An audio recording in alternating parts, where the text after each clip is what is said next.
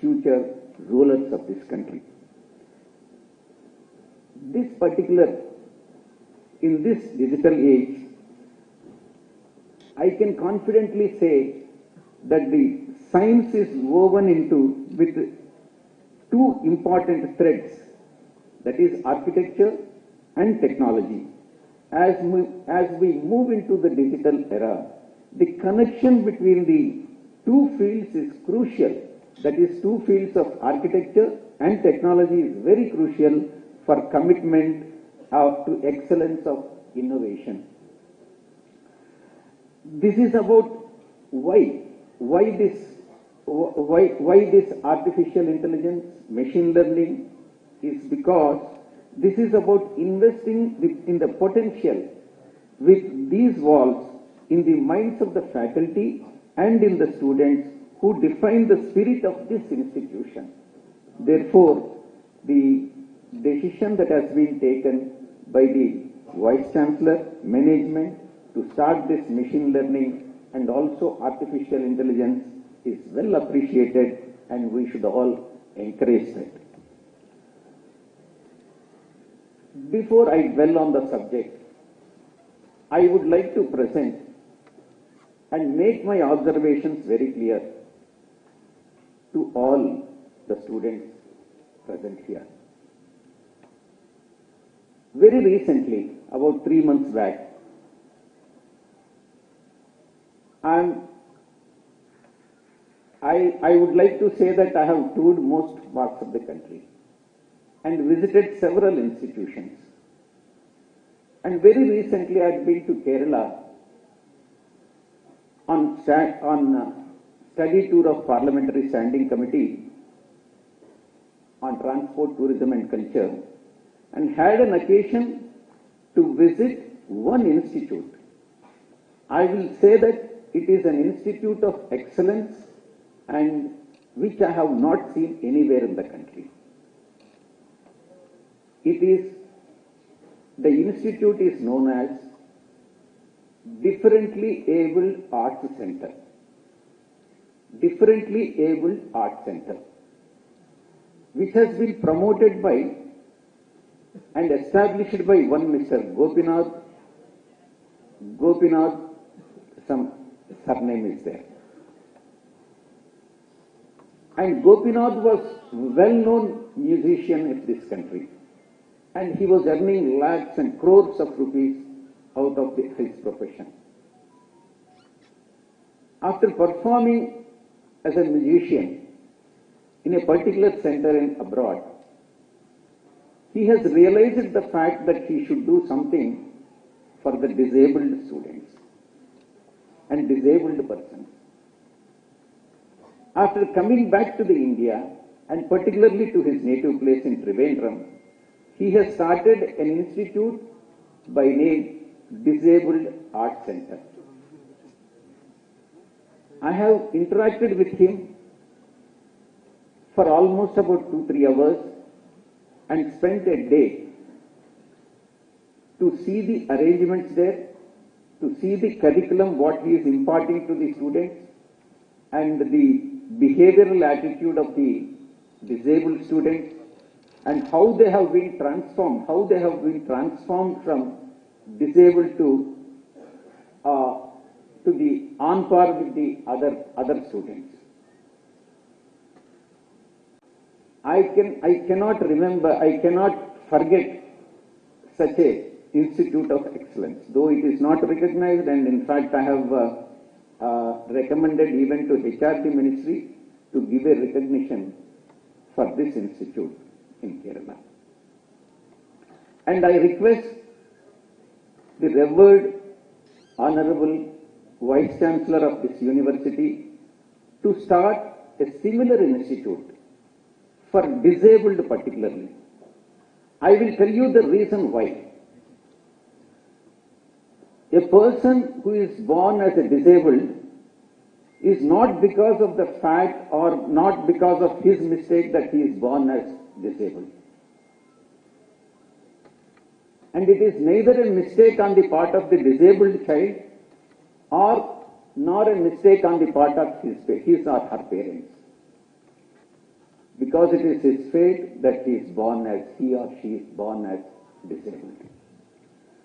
Society at large and the other students and other members of the society can't ignore them and can't look them down. And it is the responsibility of every one of us to encourage and ensure that they are treated on par with the other students and other citizens of this country.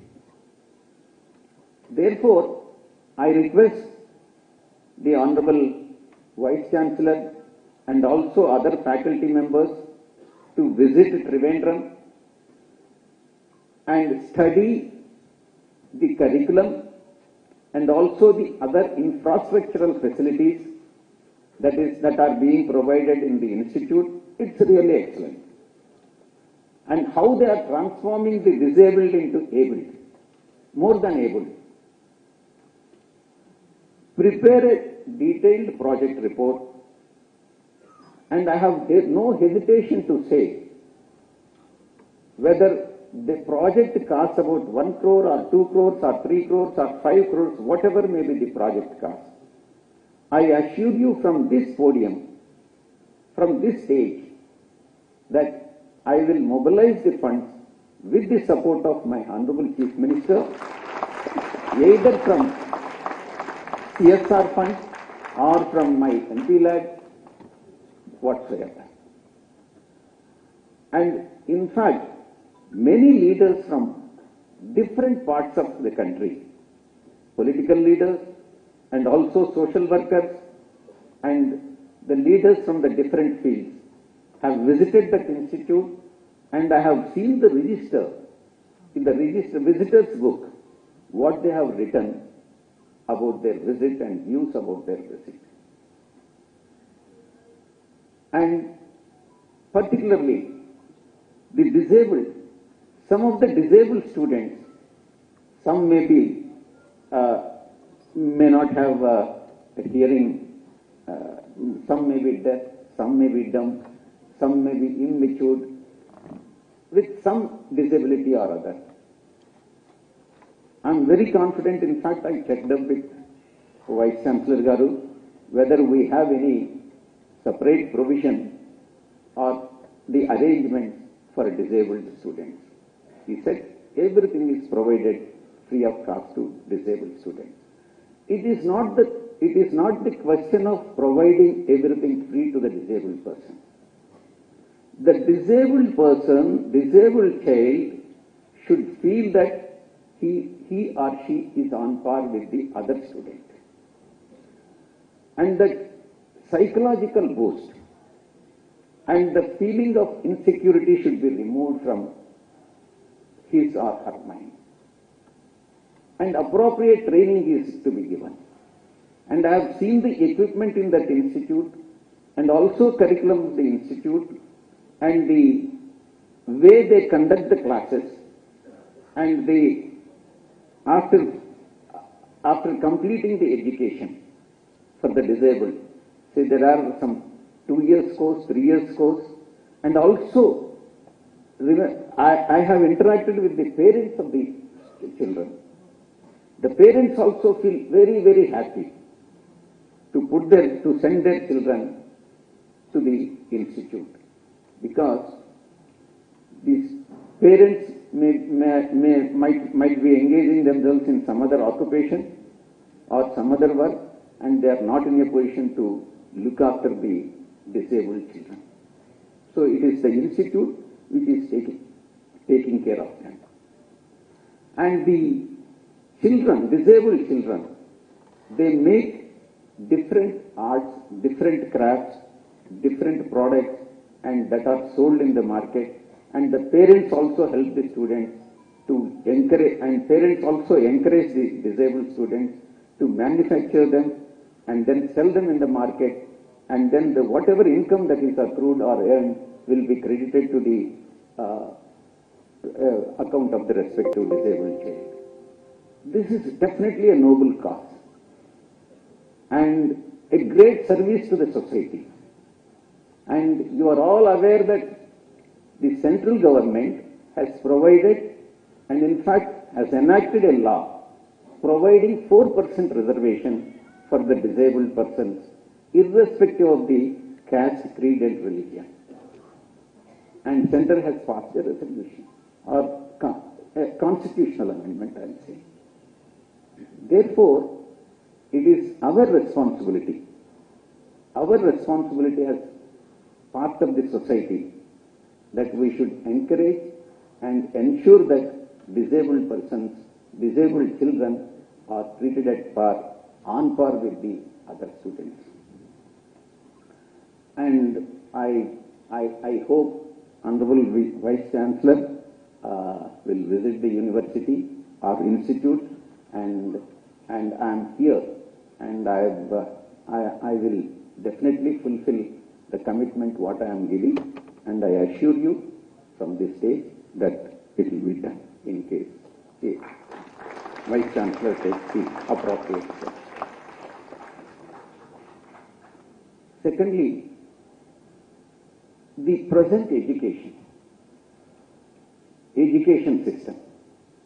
As you are all aware, might be aware, that even before Christ, there were two universities in India.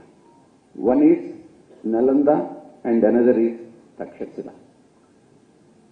That India was known, and in fact, the students from abroad, from other countries, whether it is Persia or Russia or other countries, students used to come to Nalanda and Takshashila University, and the education that is imparted there was, initially it was Buddhism. And people from students from abroad, they were being taught. And that was the pride of Indian education systems. Now, and at that point of time, there was no Harvard University, there was no Oxford University, there was no other famous universities which are world known right now. Before that, India had the well-known universities. Now, students from India, they are all going abroad to these well-known universities like Oxford, Harvard, whatnot, every other universities, and getting the education there. It is very unfortunate. What does it indicate? It indicates the fact that our educational standards are coming down. Therefore, it is imperative on the part of all our academicians and also the professors and also the politicians to create adequate infrastructure and for academicians to provide the best education to the students in India itself.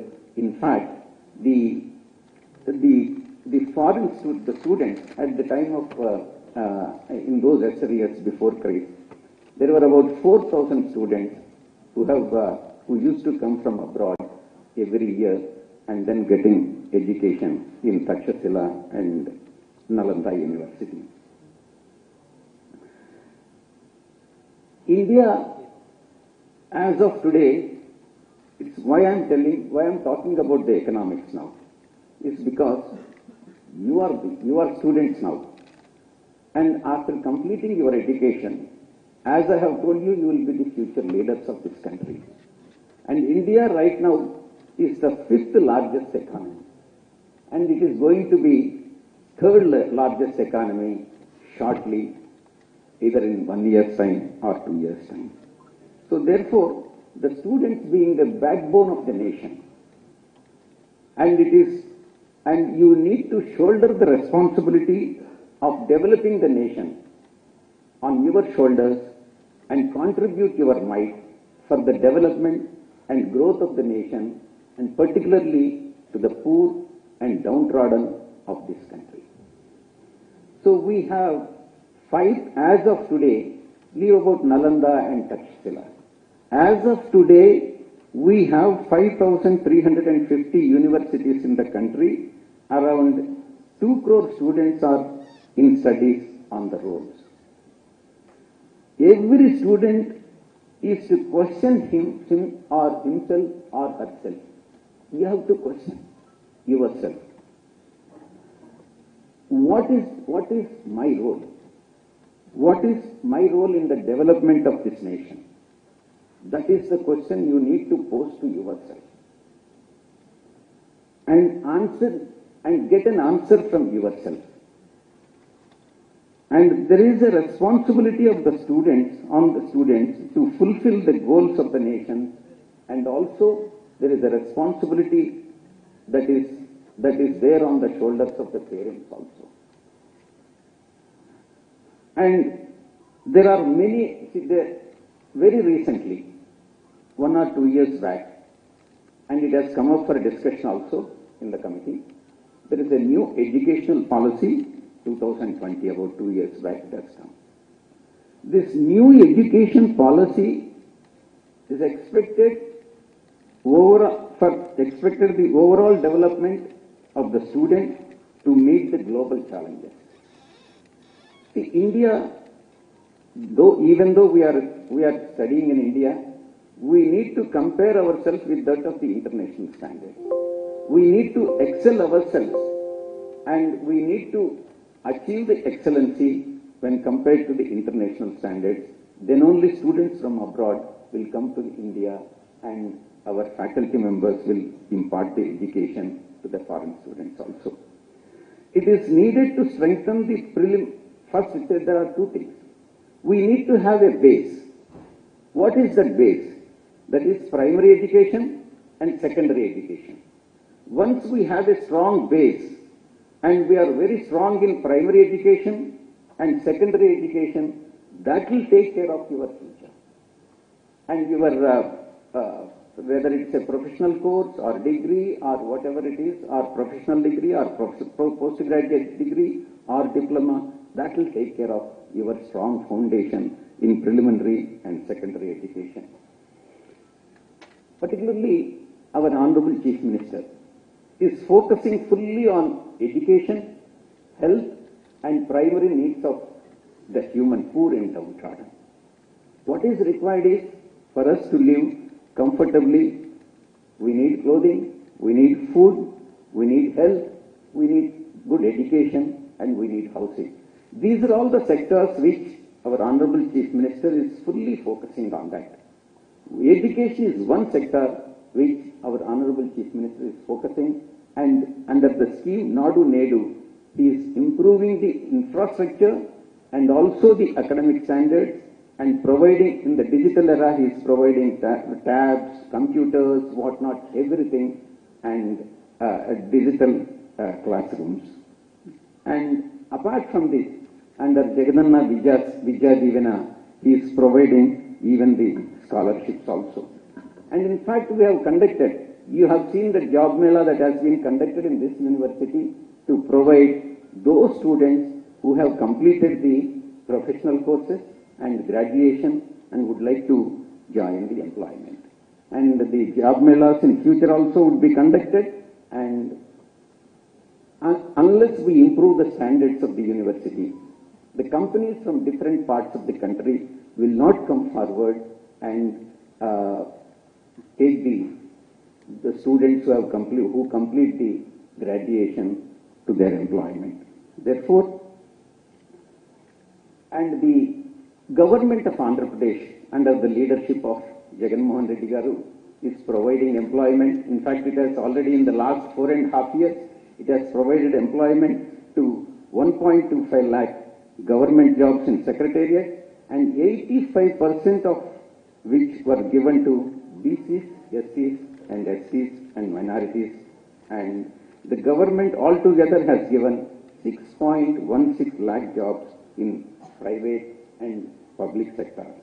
So, in fact, the Honorable Vice Chancellor has told me that the university that is applying is going to apply for NAC, or already applied for NAC and accreditation soon. And I wish the university will get the good grade in the coming days, and whatever has to be done in my capacity as a parliamentarian for this university, I will be doing it without any hesitation by putting the best efforts of mine. Thank you very much. Thank you. Thank you.